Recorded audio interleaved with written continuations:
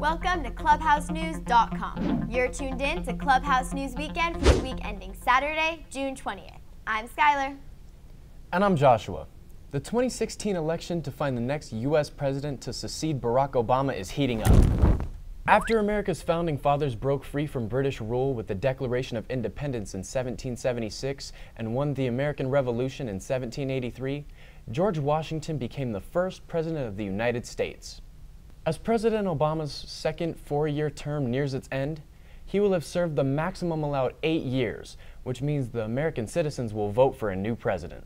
The Democrats, whose logo is a donkey, and the Republicans, who are represented by the elephant, will each choose a nominee in their party primaries, with the Democratic nominee and the Republican nominee going head-to-head in the next November's presidential election. On the Republican side, former Florida Governor Jeb Bush officially launched his campaign, while on the Democratic side, it's all about Hillary. Clinton, that is. So, could it be Clinton versus Bush Part 2? If this sounds familiar, it's because it's happened before, when Bill Clinton, Hillary's husband and our 42nd president, beat George H.W. Bush in 1992.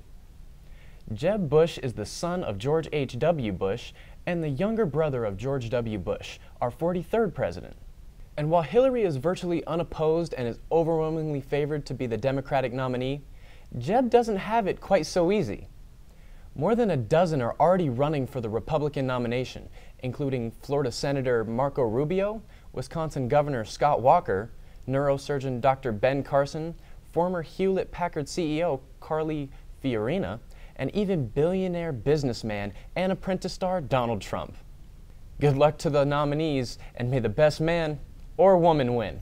Our democratic voting rights may not have been possible without the grandfather of the Constitution, the Magna Carta, which celebrated its 800th birthday last week.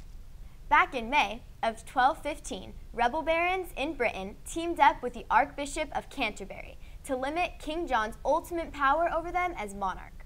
They occupied the kingdom's capital in London, said they would no longer swear allegiance to the king, and drafted the Articles of the Barons. Their demand eventually became known as the Magna Carta in June, paving the way for property rights, forcing the king to follow the law, and establishing a system of justice. The document also set into motion a series of events that stripped most of the crown's power, which today is held largely by elected officials of Britain's parliament. It also inspired America's Constitution in 1787, which became the highest law of the land. The Constitution separates government into 3 branches and protects rights like free speech, voting, and religious freedom. Happy birthday, Magna Carta! I hope we can fit 800 candles on some delicious Red Baron pizza. Catholic leader Pope Francis is making history as he takes on climate change and calls for a global revolution in lifestyle changes to avoid environmental doomsday. Born in Argentina as Jorge Mario Bergoglio, he worked a variety of jobs before rising through the Catholic ranks to become the country's cardinal, like a chemical lab technician and even a nightclub bouncer. Bergoglio became the first pope ever elected from the Americas in March 2013 and adopted the name Francis in honor of Saint Francis of Assisi, the patron saint of animals and the environment. The name choice was no accident, because the Pope is definitely making big moves to defend the critters of the earth. He's like a holy crusader version of Captain Planet. The 78-year-old is widely admired for helping the poor, getting rid of corrupt church officials, and living humbly. This year, he'll be heading all the way from the Vatican headquarters in Italy to the city of brotherly love, Philadelphia, as well as New York City and Washington, D.C. He's also going to address the United Nations later this year, calling on all nations to join him in saving the planet, which he believes is our God-given duty. Last week, he criticized big businesses, politicians, the media, and consumerism for causing global warming with heat-trapping man-made pollution.